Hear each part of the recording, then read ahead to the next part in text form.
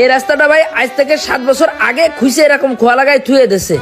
আমি তখন ক্লাস 10-এ পড়তাম, আমি তখন হাই স্কুলে যেতাম আর ভাবতাম, আহা আমরা কত গ্রাম দিয়ে কাদা পানির ভিতর চলাফেরা করেছি, আর আজকে এই রাস্তা পিচ হবে, আমাদের জ্বালায় বাঁচতাম না ভাই। আল্লাহ তাছে পিচ হচ্ছে তো হচ্ছে। এখন আমার ছেলে ক্লাস 2-তে পড়ে, আর এখনো সেই রাস্তাটা পিচ হইলো না, খালি মাপেন আর চলে যান।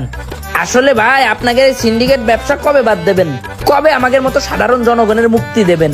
কোনদিনই কন্ট্রাক্টর সাহেব চেয়ারম্যানের কাছে গেলি কয় আপনার হাতে কাজ, আগে জানলি ভোট চেয়ারম্যানরে দিতাম না আপনার দিতাম। আপনারা দিলে যদি রাস্তার কাজ দ্রুত হবে তাহলে ভোট আপনার দেওয়া উচিত না?